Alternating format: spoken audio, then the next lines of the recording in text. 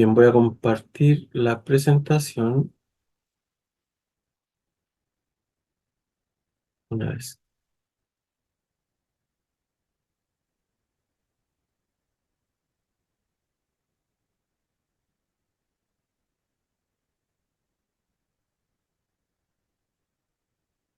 Perfecto. Entonces estamos en este curso que es hacia una neumatología bíblica y es un acercamiento reformado a vivir en el Espíritu. Ese es el enfoque porque estamos revisando de esta forma esta doctrina del Espíritu Santo, como de una forma más dinámica. Por eso es vivir en el Espíritu. Y esta semana estamos revisando la lección número 3, que son las señales de Pentecostés. Entonces, no es que necesariamente vamos a revisar todo el evento de Pentecostés porque es muy amplio, sino que nos vamos a enfocar en las señales y también en lo que hemos estado revisando en las primeras lecciones, en donde primero vimos el desarrollo histórico del Espíritu Santo y revisamos lo que el Antiguo Testamento habla del Espíritu Santo, el lenguaje que utiliza para hablar del Espíritu Santo y cómo de alguna forma estas palabras van a estar también presentes en los apóstoles, en el apóstol Pablo y en Jesucristo mismo para referirse a la acción del Espíritu Santo.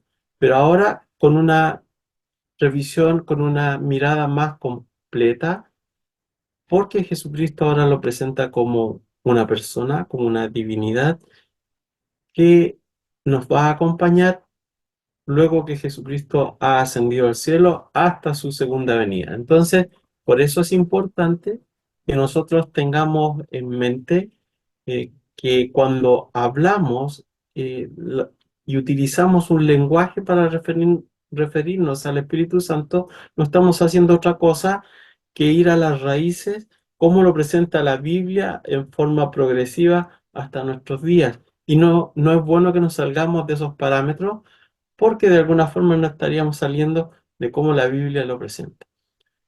Voy a pedirles que busquen en Hechos capítulo 2. Yo voy a leer los primeros 13 versículos donde nos hablan de este evento, de la venida del Espíritu Santo, este evento conocido como el Pentecostés. Dice así la palabra de Dios. Cuando llegó el día de Pentecostés, estaban todos juntos en un mismo lugar.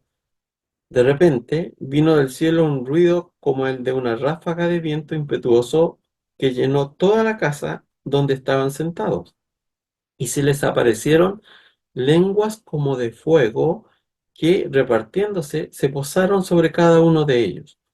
Todos fueron llenos del Espíritu Santo y comenzaron a hablar en otras lenguas, según el Espíritu les daba habilidad para expresarse. Ya había judíos que moraban en Jerusalén, hombres piadosos, procedentes de todas las naciones bajo el cielo.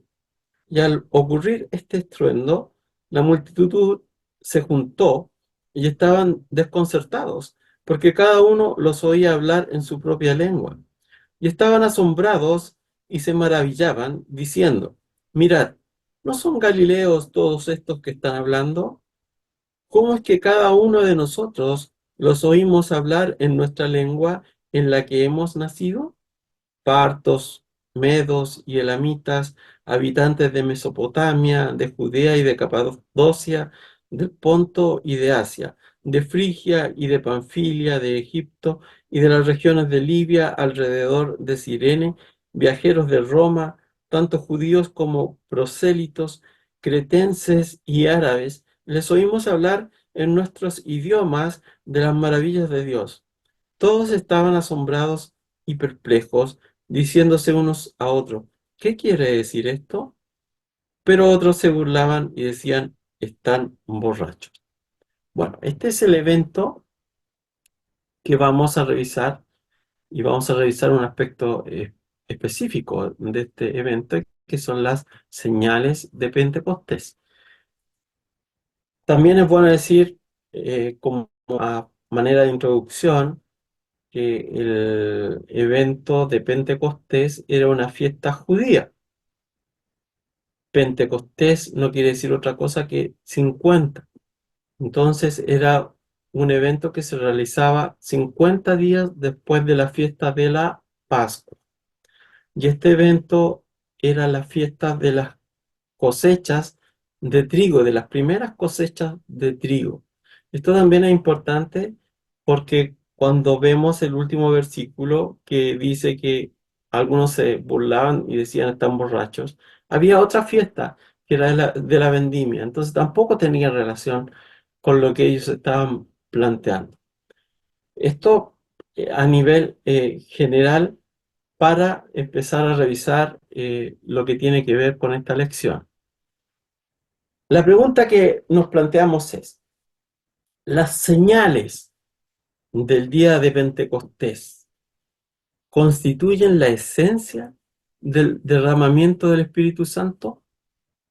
Porque eso fue lo más importante. Se derramó el Espíritu Santo. Si nosotros pudiéramos hacer un calendario de los grandes eventos que han ocurrido en la historia de la Tierra, por ejemplo, no dudaríamos en poner la creación, la encarnación de Cristo. En la historia secular, obviamente, siempre, aunque ellos no lo quieran reconocer, existe el calendario antes y después de Cristo, reconocen eso. Pero este evento de Pentecostés muy pocos lo tendrían allí como un capítulo especial y trascendente en la historia de la humanidad, y así lo es. El derramamiento del Espíritu Santo es un evento único y que influye de una forma sustancial en todo lo que tiene que ver con el accionar de la iglesia desde allí hasta desde el lugar donde ocurrió, ¿no es cierto? Que estaban ahí en Jerusalén, hasta el resto de la tierra a través de los siglos hasta el año 2021, 24 que estamos ahora. Entonces no es menor, pero no se habla mucho de esto porque existen muchas indicaciones o muchas interpretaciones, malas interpretaciones del evento que han llevado a algunos movimientos a utilizarlo de una forma en que no se debe utilizar. Entonces, las señales constituyen la esencia del derramamiento del Espíritu Santo. Estamos hablando, se derramó el Espíritu Santo sobre toda carne. Ese es lo más importante aquí, que el Espíritu Santo se derramó no solamente sobre los judíos que vivían en Jerusalén, sino que sobre toda carne está hablando de, y aquí ustedes al leer el texto revisamos que venían de todos lados. Habían judíos que estaban dispersos en la cuenca del Mediterráneo, también de Mesopotamia, lo que hoy día es Irán, Irak, de lo que hoy día conocemos como Egipto. No, no podemos olvidar tampoco que en Egipto, en el primer siglo, se entiende que habían alrededor de 1 millón de judíos. Sobre todo, ellos habitaban en Alejandría, de donde apareció, ¿se acuerdan? La Septuaginta. Entonces, esto es lo que se conoce como la diáspora. Los judíos fueron dispersados, fueron exiliados a Babilonia y al volvieron unos pocos. Cuando ellos regresan, luego ustedes también pueden revisar allí cómo Daniel hace una oración una vez que se han cumplido los 70 años del exilio, pidiéndole al Señor que los retorne a su tierra. Pero retornaron muy poca gente. La mayoría se quedó o en Babilonia y otros se esparcieron por toda Europa, por África y también por el Medio Oriente. Entonces son estos judíos que aparecen allí y donde es derramado aquí el Espíritu Santo. Lo otro importante de esto, este gran evento es que anteriormente, si ustedes hacen memoria, pueden ver que en la historia del Éxodo, cuando el pueblo de Dios es liberado de Egipto, también hay un evento parecido. Cuando Moisés está atendiendo las solicitudes de todo el pueblo, estaba sentado todo el día y estaba todo el día tratando problemas. Y llega su suegro Yetro y lo ve y le dice que se va a desgastar de esa forma y que lo mejor sería tener ancianos que traten los asuntos menos importantes y los más importantes se los dejen a él. Entonces así iba a aliviar su carga. Entonces Dios, ¿qué hace en ese momento? Dice que toma del espíritu de Moisés y lo reparte en 70 personas, 70 varones más. Entonces aquí tenemos un evento parecido, pero que no es inclusivo, porque ahí fueron 70 personas, pero acá son todos. Entonces también hay diferencias en ello. Entonces estamos hablando, estas señales que para muchos las utilizan para armar o formar alguna doctrina, están de alguna forma desenfocadas del punto principal, que aquí es que el derramamiento del Espíritu Santo, que también fue profetizado por los profetas. Y aquí vamos a ver también que Pedro, cuando empieza su discurso, nombra a Joel. Y nosotros ya hemos visto cuando estudiamos el origen o cómo el Antiguo Testamento hacía mención del Espíritu Santo, vimos profecías de Ezequiel, de Jeremías y bueno, también Joel. Entonces, hay varias formas, hay varias maneras de abordar esta cuestión o estas preguntas. Eh, Como por ejemplo, si nosotros revisamos todo el testimonio del resto del libro de los Hechos, o establecemos conexiones entre las historias del libro de los Hechos y las epístolas del apóstol Pablo y también las otras epístolas generales del Nuevo Testamento. Y es a partir de este argumento, de un argumento integral, es que no solamente de este capítulo de los Hechos, sino de todo el libro de los Hechos, de todas las cartas del apóstol Pablo, de las cartas generales y también del Antiguo Testamento, en que se va a desarrollar este tema acerca de las señales del día de Pentecostés. Entonces, Dios, en primer lugar, había asegurado que habría un despliegue o un derramamiento de su Espíritu Santo sobre toda carne o sobre toda la gente en forma general, no particular como uno de los casos que ya habíamos mencionado. Y además prometió varias señales para que este evento fuera validado. Y aquí vamos a leer Joel capítulo 2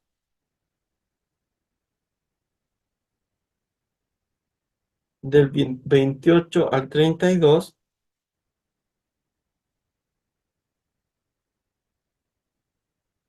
que dice así.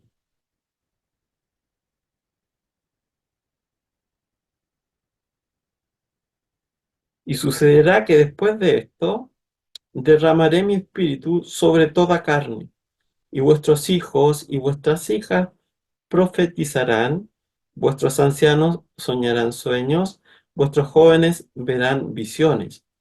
Y aún sobre los siervos y las siervas derramaré mi espíritu en esos días, y haré prodigios en el cielo y en la tierra, sangre, fuego y columnas de humo. El sol se convertirá en tinieblas y la luna en sangre antes que venga el día del Señor grande y terrible. Y sucederá que todo aquel que invoque el nombre del Señor será salvo. Entonces aquí tenemos eh, las señales que acompañarían a este evento, que es el derramamiento del Espíritu Santo sobre toda carne. Es obvio que no se cumplieron todas las señales, se cumplió la mayoría, faltan las señales que están relacionadas aquí con el día del Señor. Y el día del Señor es el día que cuando Jesucristo regresa a la tierra. Ese es el día del Señor. Entonces Joel estaba profetizando en perspectiva, como todos los profetas. Veían cosas en general, hacían un panorama general, pero habían cosas que se cumplían antes. Lo mismo ocurrió cuando Jesucristo citó al profeta Isaías, ¿no es cierto? Cuando dice: el Espíritu de Jehová está sobre mí, porque me ha ungido para, y ahí enumera las cosas para las cuales lo ungió el Señor, pero paró justo antes de lo que tiene que ver con el juicio. Entonces, él cumplió la primera parte de esa profecía, que era llevar consuelo a los abatidos, de predicar el año agradable o el evangelio, la buena nueva de Jehová. Pero paró también ahí antes del juicio. Eso pasaba mucho. Por eso no podemos, porque hay gente que dice o que piensa que Pedro se equivocó al citar a Joel porque no se cumplieron todas las señales que aparecen en esa profecía. Lo segundo es que el espíritu que se prometió es el mismo que sopló vida al hombre, creándolo a imagen de Dios. Eso lo vimos en el rol del Espíritu Santo como creador. Y este espíritu se extendería a todo el pueblo, infundiendo un corazón predispuesto a la obediencia. Esto es lo importante. ¿Cuál iba a ser el efecto de que el Espíritu Santo ahora habite en los corazones de las personas, que habite en la vida de las personas? Entonces hay que considerar los efectos como las cosas más importantes. Y va a generar ahora, va a cambiar ese corazón de piedra en un corazón que esté predispuesto a obedecer a Dios, porque nuestra naturaleza normal, no regenerada, lo único que busca es el mal, es el pecado. Para contrarrestar eso y para que realmente se cumpla el propósito de Dios, es necesario esta ayuda, este poder del Espíritu Santo, y para ello Él nos regenera, pero no solamente eso, sino que ahora viene a habitar en nuestros corazones. Y eso predispone nuestro corazón ahora hacia la obediencia. Y aquí entramos en un tema que tiene que ver con, que cita mucho la gente que es atea con respecto al libre albedrío. Ellos dicen: bueno, yo hago lo que quiero. Sí, es cierto en un sentido, porque ellos hacen lo que quieren, sin embargo, su corazón no está predispuesto para hacer el bien, solamente para hacer el mal. Entonces, parcialmente, claro, podríamos llamarle un libre albedrío. Pero para que ahora el corazón esté predispuesto a la obediencia, se hace necesario un poder superior, una regeneración, pasamos de muerte a vida, pero ahora el Espíritu Santo mora en nosotros y nos va guiando en esta nueva etapa de nuestras vidas. Cuando revisamos las profecías del Antiguo Testamento, ellos nos subrayan o enfatizan que va a haber un corazón transformado, por un lado, y una actitud de obediencia. Esas son las cosas más importantes del derramamiento del Espíritu Santo en Pentecostés. Ahora vamos a tener un corazón transformado y una actitud de obediencia. Hay un versículo que dice que los judíos piden señales y los griegos buscan sabiduría. ¿Recuerdan ese texto? Eso es, lo tenía por acá, 1 Corintios 1, 22 al 24, lo voy a leer. Dice: porque los judíos piden señales y los griegos buscan sabiduría, pero nosotros predicamos a Cristo crucificado. Para los judíos ciertamente tropezadero, y para los gentiles locura. Más para los llamados, así judíos como griegos, Cristo, poder de Dios y sabiduría de Dios. Entonces, ojo con lo que pedimos. Lo más importante acá es el efecto, un corazón cambiado y una disposición a la obediencia. Leamos Jeremías 31, 31 al 33. Jeremías 31.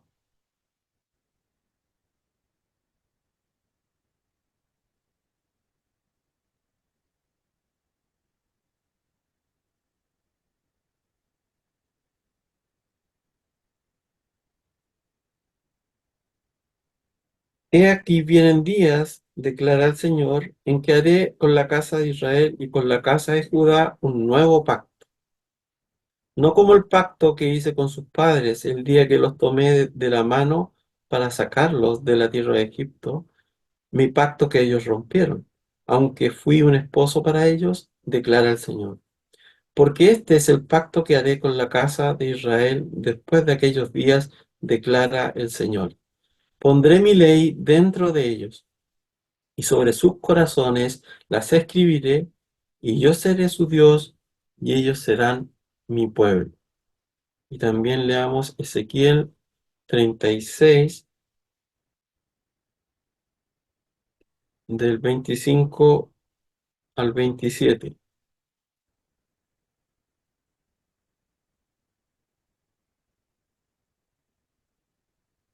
Entonces os rociaré con agua limpia y quedaréis limpios. De todas vuestras inmundicias y de todos vuestros ídolos os limpiaré. Además, os daré un corazón nuevo y pondré un espíritu nuevo dentro de vosotros. Quitaré de vuestra carne el corazón de piedra y os daré un corazón de carne. Pondré dentro de vosotros mi espíritu y haré que andéis en mis estatutos y que cumpláis cuidadosamente mis ordenanzas. Entonces vemos de alguna forma que este Espíritu Santo prometido tiene un rol importante en nuestras vidas. Habita en nosotros, cambia nuestro corazón y ahora nos ayuda a obedecer.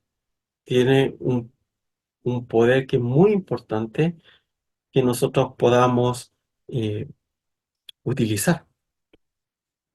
Por eso hay gente que piensa o pide otro tipo de señales. Pero yo creo que lo más importante, la señal más importante para un cristiano es que pueda obedecer a Dios. Entonces, esto es lo que nosotros deberíamos tener presente. Bien, y ahora vamos a ver las principales manifestaciones que Dios utiliza en el Antiguo Testamento para simbolizar la presencia de su Espíritu. ¿Cuáles son estas señales que Él utilizó en el Antiguo Testamento y que nosotros deberíamos haber esperado también que ocurrieran en el evento de Pentecostés, que es el derramamiento de su Santo Espíritu? El primero es el viento. ¿Se acuerdan que en hebreo es ruaj, en griego es neuma, pero es el viento? Y este versículo lo vamos a volver a leer, Génesis 2:7, que dice: Entonces el Señor Dios formó al hombre del polvo de la tierra y sopló en su nariz aliento de vida, y fue el hombre un ser viviente. Y también el Salmo 104, 10 y 11 nos muestra cómo este espíritu, aparte de darle vida a toda forma viviente, también da vida al mundo. Vamos a leer Salmo 104, versículos 10 y 11.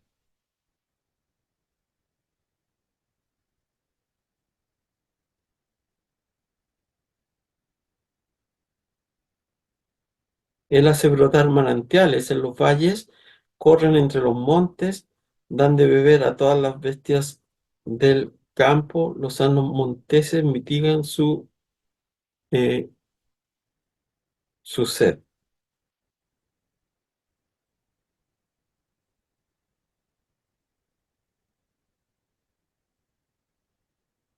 Parece que me equivoqué ahí en el versículo, lo voy a buscar después. Bueno, entonces tenemos el viento.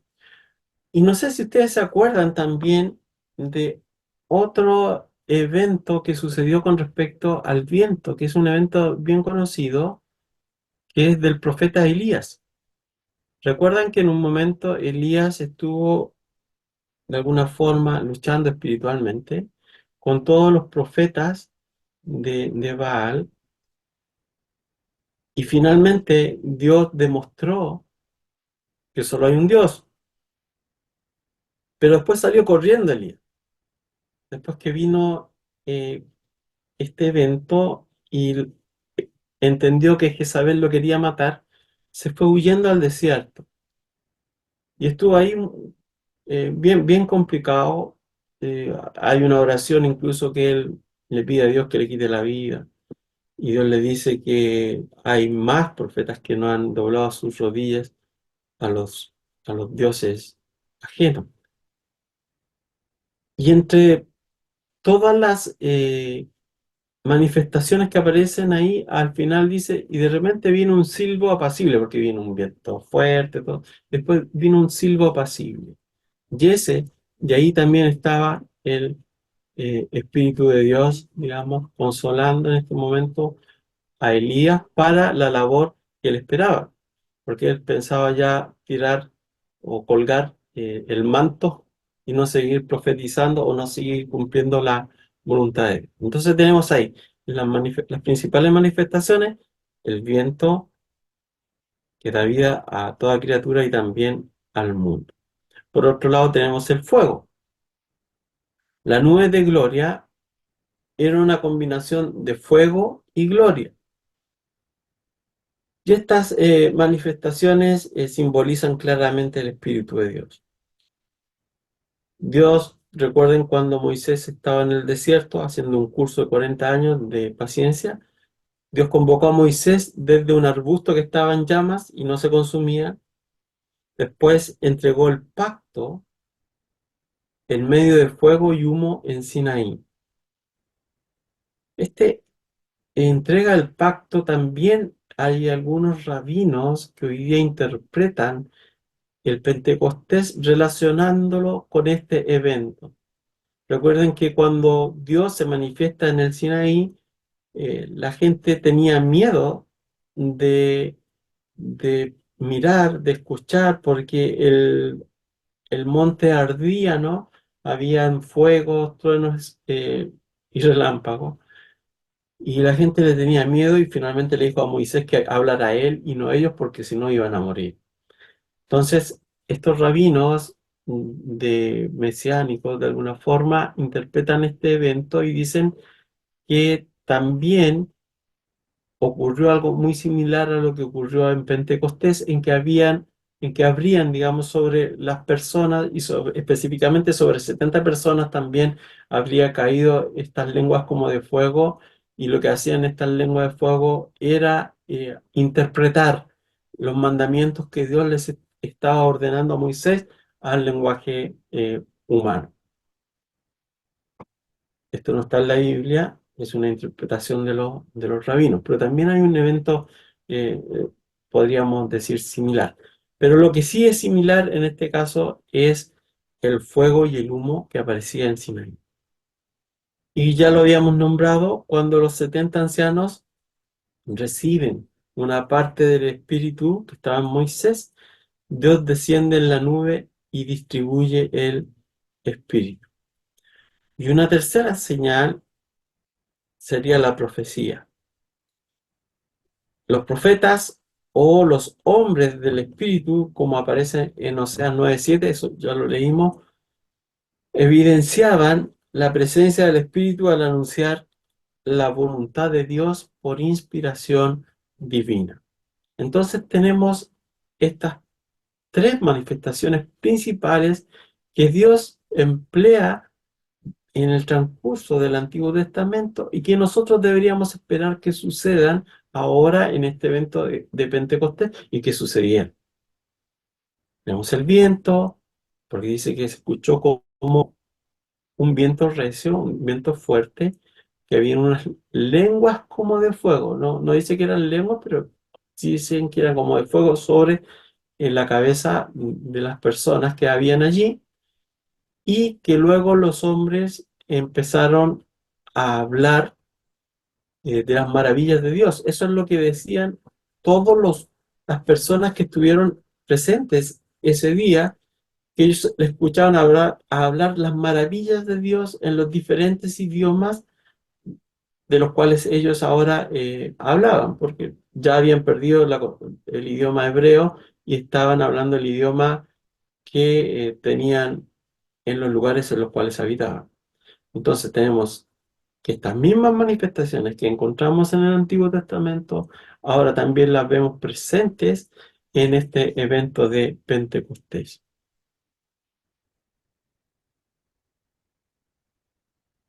Entonces, ¿qué sucede en el día de Pentecostés? En el fondo, al analizar estas señales, nosotros podemos decir que se presenta una manifestación típica del Espíritu de Dios.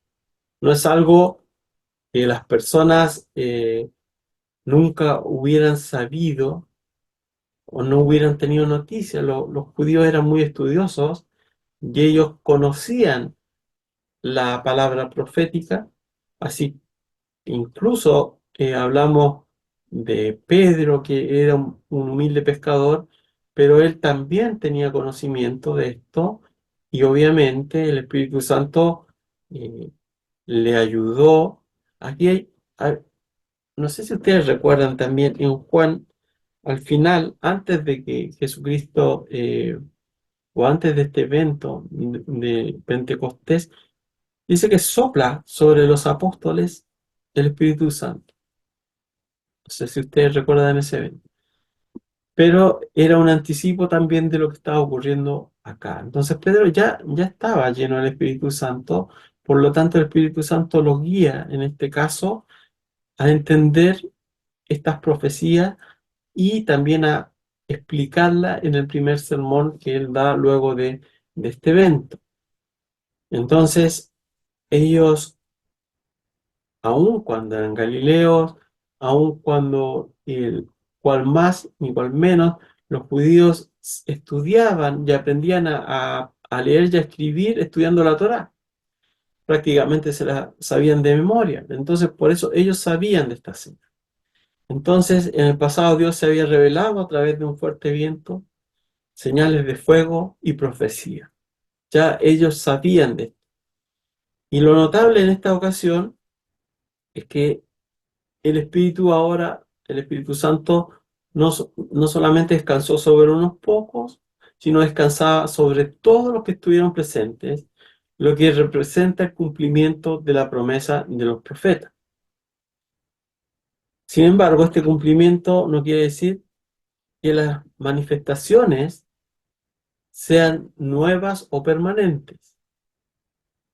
Por el contrario, actúan como una señal de que las promesas de Dios se han cumplido. Y como señales son secundarias y temporales. No constituyen la esencia del derramamiento del Espíritu Santo. Entonces, es importante entender esto porque es aquí donde empiezan las confusiones. Recordemos, hagamos memoria. Jesucristo expulsó demonios, hizo muchos milagros, pero era Jesucristo.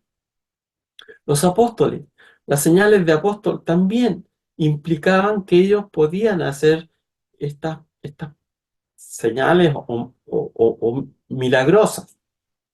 Recuerdan que muchos de ellos también estuvieron y sanaron a enfermos, incluso hay resucitaron a un muerto por ahí, y ellos tenían esta señal. Pero una vez que la iglesia se le comienza a dar forma, ya estas señales comienzan a desaparecer. Y el caso más práctico y más evidente de todo esto es el caso del apóstol Pablo. El apóstol Pablo tenía eh, este don, digamos, de sanidad. ¿Se acuerdan cuando sufrieron un naufragio? Él sanó a las personas que estaban en la isla, una persona que estaba muy enfermo, él lo sanó. Y él podía hacer estas cosas, pero no fue capaz después, pasado el tiempo, de sanar a Timoteo. Y Timoteo estaba enfermo. No le dijo, reprende la enfermedad, te falta fe, no, no, o el mismo tampoco. Y él mismo en su cuerpo tenía enfermedades que tampoco pudo con el don de sanidad que tenía eliminar. Entonces, estas señales son secundarias y temporales. Es lo mismo que sucedió en el pasado, ¿no es cierto?, con los milagros que ocurrieron en el tiempo en que el pueblo de Dios tuvo el éxodo, ¿no es cierto? Hubieron muchos milagros allí para sacarlos de Egipto, sobre todo, ¿se acuerdan? Las 10 plagas, después sacar agua de la roca, la alimentación, los 40 años en el desierto, pero después de eso hubo un largo periodo, gigante periodo, en que no hubo ninguna señal milagrosa. Pues tenemos otras señales con los profetas como Eliseo, como Elías, Eliseo, ¿no es cierto? Y después nuevamente, silencio, hasta Jesucristo. Porque van marcando épocas, porque no son permanentes, y porque la esencia no son las señales, sino lo que realmente importa, que en este caso fue el derramamiento del Espíritu Santo sobre toda carne, y que ahora sí estamos capacitados para responder al llamado de Dios en obediencia con nuestro corazón.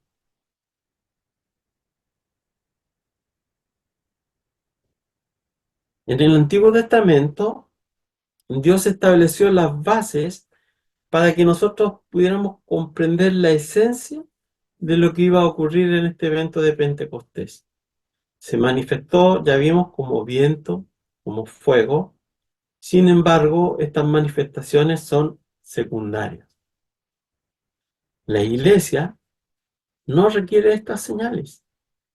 Al igual que Adán, no las necesitaba para obedecer a Dios antes de su transgresión. ¿Recuerdan cuando vimos la semana pasada que probablemente Adán era la primera persona que estaba llena del Espíritu Santo antes de su caída?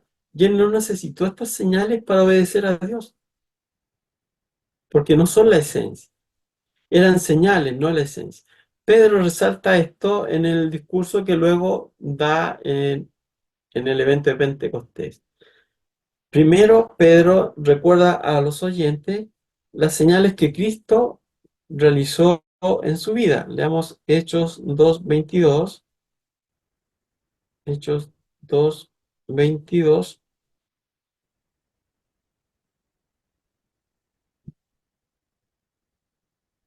Varones israelitas, escuchad estas palabras. Jesús el Nazareno, varón confirmado por Dios entre vosotros con milagros, prodigios y señales.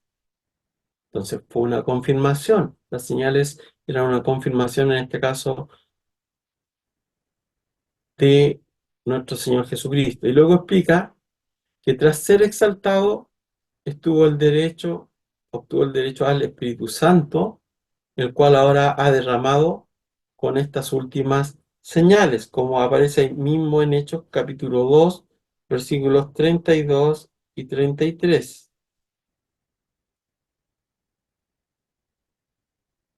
A este Jesús resucitó Dios, de lo cual todos nosotros somos testigos. Así que, exaltado a la diestra de Dios y habiendo recibido del Padre la promesa del Espíritu Santo, ha derramado esto que vosotros veis y oís.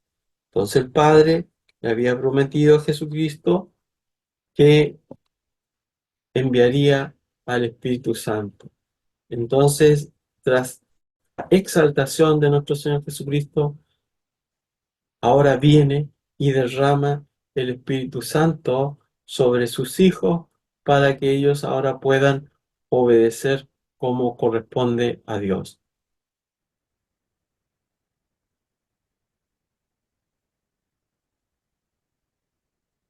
¿Qué pasa con el don de lenguas? En realidad parece que las lenguas en sí no eran parte de las señales de Pentecostés. Hemos estado revisando esas tres señales, ¿no es cierto? El viento, el fuego,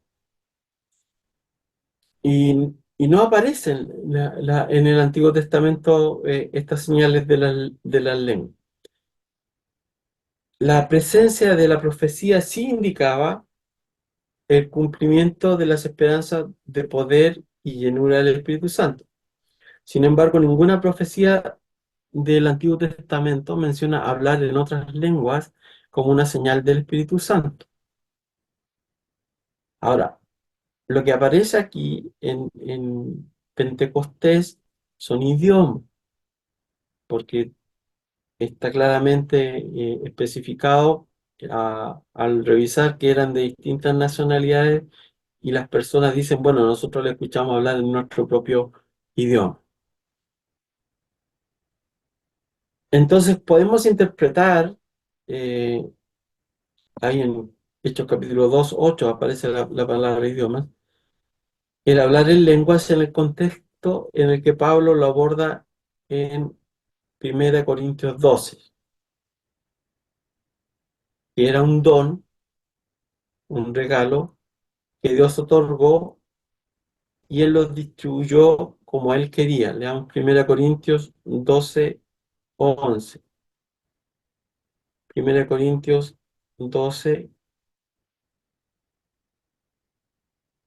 11. Pero todas estas cosas las hace uno y el mismo Espíritu, distribuyendo individualmente a cada uno según la voluntad de él. Entonces, en ese contexto es el que se dan este milagro de que muchas personas allí pudieron hablar otros idiomas. Y no necesariamente era algo que cada creyente iba a tener. Pablo en 1 Corintios 12:30, hablando a los corintios de este mismo tema, hace una pregunta retórica. Dice, ¿acaso tienen todos dones de sanidad? ¿Acaso hablan todos en lenguas? ¿Acaso interpretan todos? Entonces lo que está diciendo acá en el fondo es que en ese momento en Pentecostés fue el Espíritu Santo quien le dio a algunas personas este don, este regalo de hablar en otros idiomas. Las verdaderas señales el día de Pentecostés, las señales que son, digamos, las que ya se habían establecido en el Antiguo Testamento fueron el viento, el fuego y la profecía, y en este caso es la proclamación del Evangelio, porque recuerden que Pedro se levantó, dice, y predicó. Y luego de esa proclamación del Evangelio se convirtieron mucha gente, muchas personas. Estas fueron las señales para los creyentes. El don de predicar el Evangelio en otros idiomas, por supuesto, que atrajo más la atención de los no creyentes, porque era la palabra de Dios proclamada en su idioma nativo, convenciéndoles de su pecado. Entonces, para ello le llamó la atención. Y si queremos hablar de las lenguas como señal, en el fondo, Pablo mismo después dice que hablar en otro idioma eran una señal para los no creyentes, tal como ocurrió en Pentecostés, lo cual aparece allí en 1 Corintios capítulo 14, versículo 22.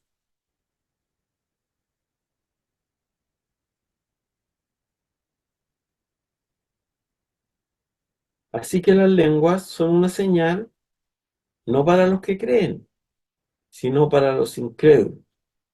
Pero la profecía es una señal no para los incrédulos, sino para los creyentes.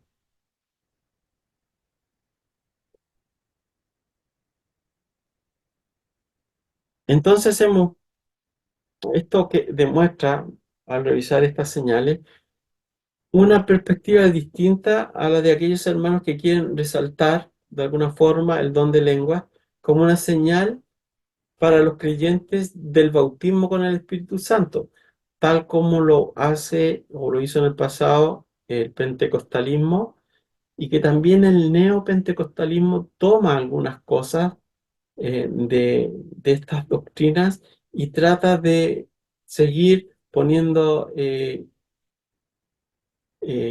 interrogantes y diciendo que sí es importante y es una señal del bautismo del Espíritu Santo hablar en otras lenguas.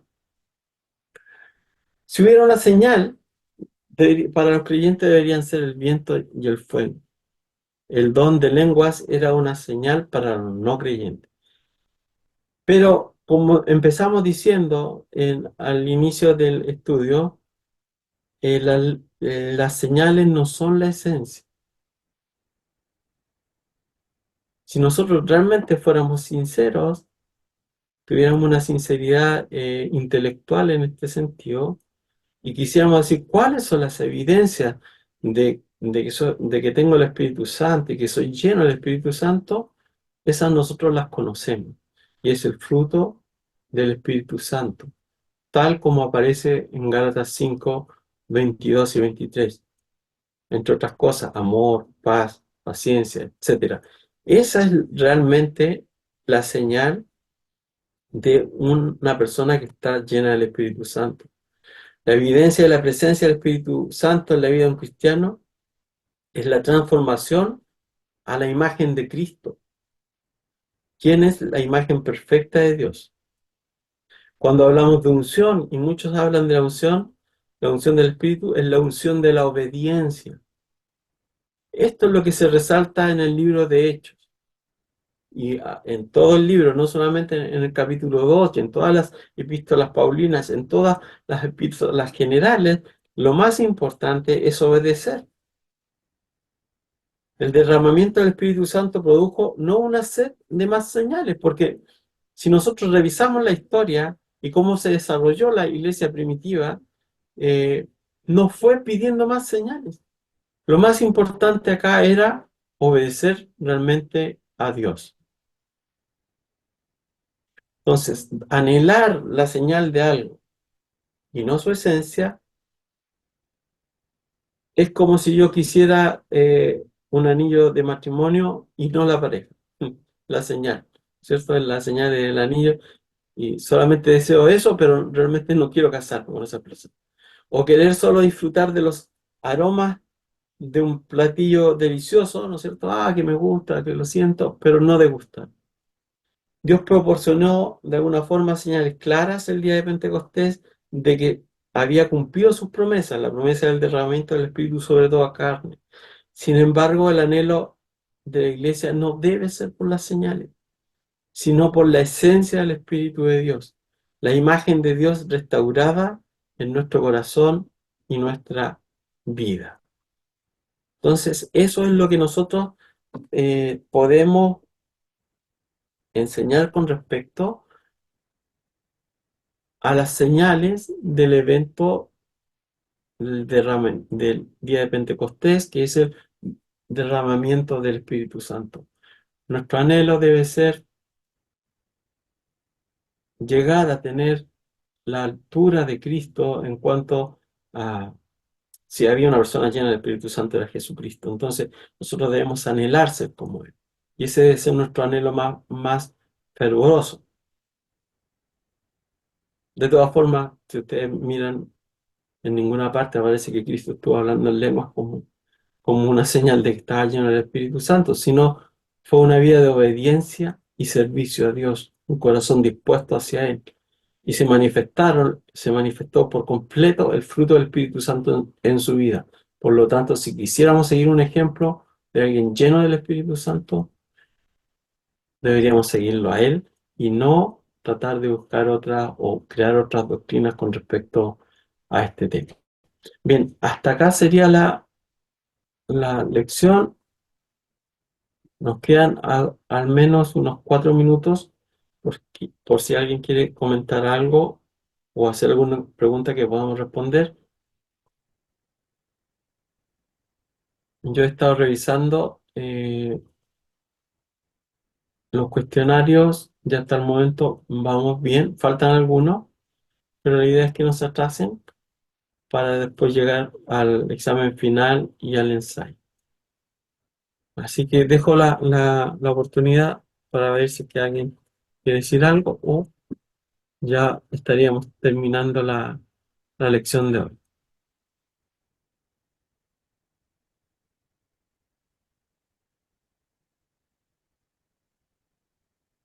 Bien, eso quiere decir dos cosas. O yo no me expliqué muy bien, no entendí nada, o que estamos bien. Así que voy a pedirle a Ah, Alma. sí, hermanos, estaba notando, haciendo unos apuntes con respecto a las señales. Los fariseos vivían pidiendo señales, ¿cierto?